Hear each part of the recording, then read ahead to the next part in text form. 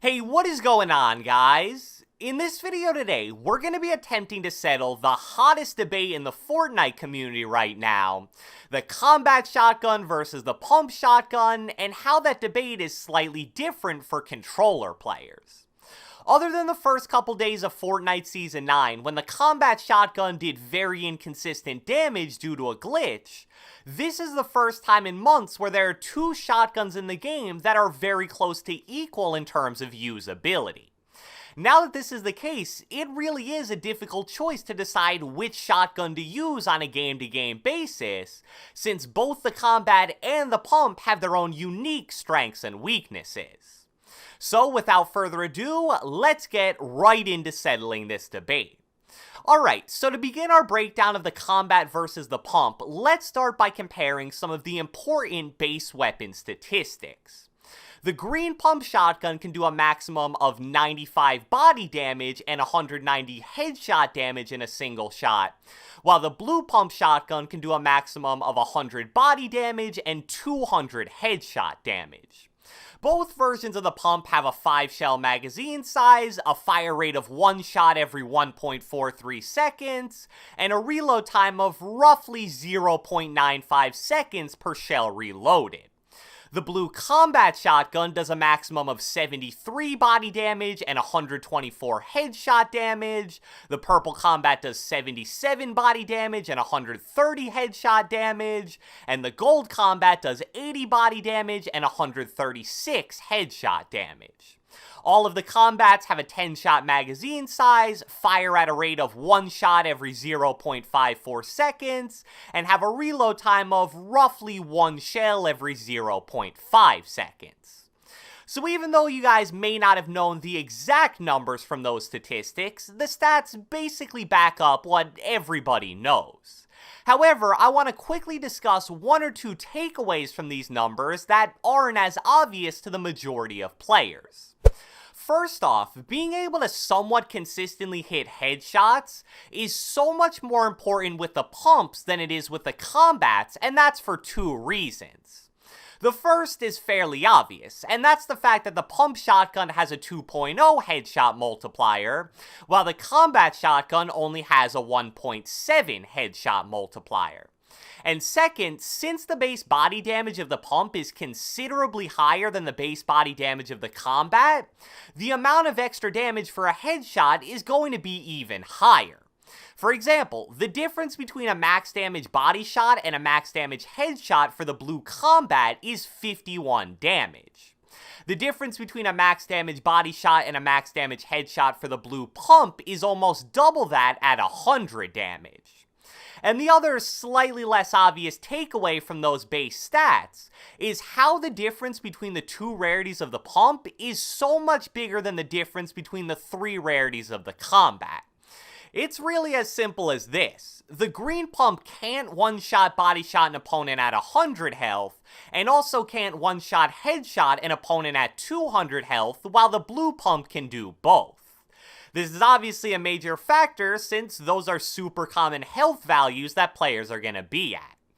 Now that we've laid out most of the basics, let's get a bit more in-depth with comparing the two shotguns. So starting with the pump, its biggest strength and where it clearly beats the combat is very close range fights, specifically when going against good players. Obviously, the biggest reason for this is the weapon's crazy high potential damage per shot. Since good players will protect themselves very well in build/edit fights and build almost immediately when shot, you want to make sure that the few shots you do hit really count, and that's exactly what the pump does. You can get absolutely outplayed in every possible way by an enemy in a build or edit fight, but then you land a 190 or 200 damage pump headshot, and that's all she wrote. But that isn't the only advantage that the pump has. One factor I always like to point out that will never show up in the basic weapon stats is the pump's crosshair size, which is simply perfect. It's large enough to easily get at least some of it on an enemy, while at the same time, as long as you have good aim, it's small enough to where you can put the entire crosshair on the enemy even from a few meters away. The combat's crosshair, on the other hand, is incredibly small, which means your margin for error when it comes to aiming is incredibly low at point-blank range, and some people really struggle with that. Now, the weaknesses of the pump on the surface are fairly obvious as well. It has very limited range, and despite its high damage per shot, has a very slow rate of fire. While those certainly aren't ideal weaknesses, players that are good with the pump will be able to minimize those weaknesses by playing smart. For example, if you instantly build after every shot in a normal fight, or close and edit after every shot in a box fight, then the pump's slow rate of fire really doesn't matter all that much. Also, if you use positioning and movement to get right into the face of a player using a combat, then who really cares about the pump's lack of range?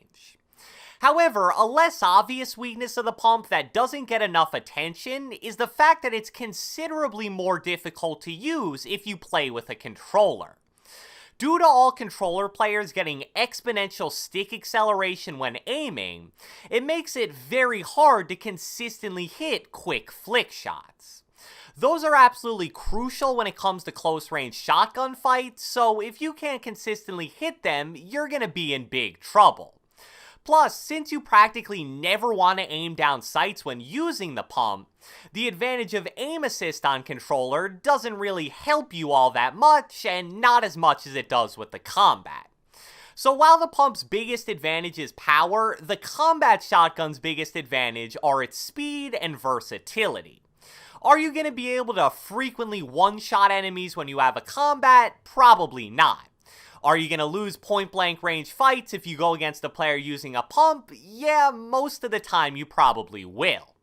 But because of the combat's range and high rate of fire, that's actually totally fine.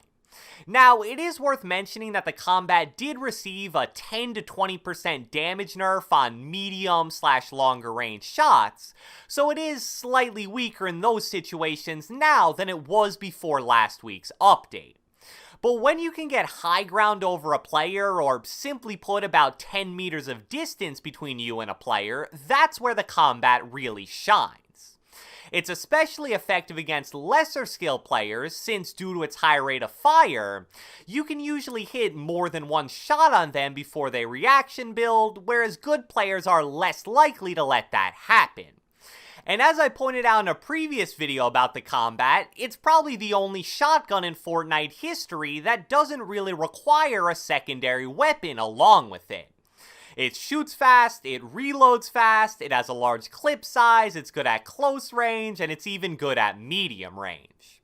Not everyone's comfortable with doing it, but in the majority of situations, you'll be totally fine with an inventory like this.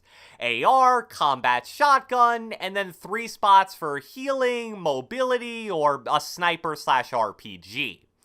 So now, I'm going to give my own personal verdict on the combat versus pump debate, but what I hope all this discussion has made you realize is that both are incredibly viable options, and your own personal playstyle definitely plays a major role in choosing between the two shotguns.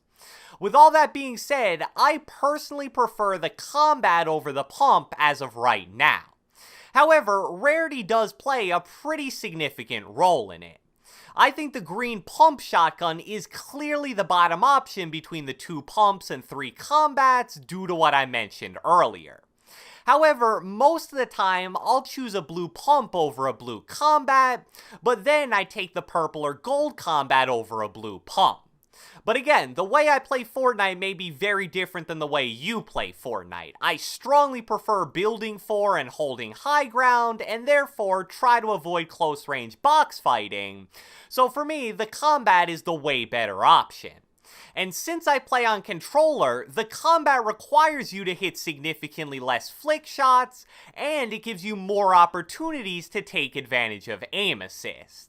So even though mouse and keyboard players may roll their eyes on that, it is a legitimate factor that you should take into account if you play Fortnite on a controller. So I hope you guys enjoyed this video, and if you watched the entire thing, be sure to let me know with a comment down in the comment section below. So now that you guys have had a few days to experience the combat versus pump shotgun meta, do you prefer to use the pump or prefer to use the combat? Be sure to leave a like, leave a comment, subscribe, turn on post notifications, do whatever the heck you want, and I will catch you guys next time.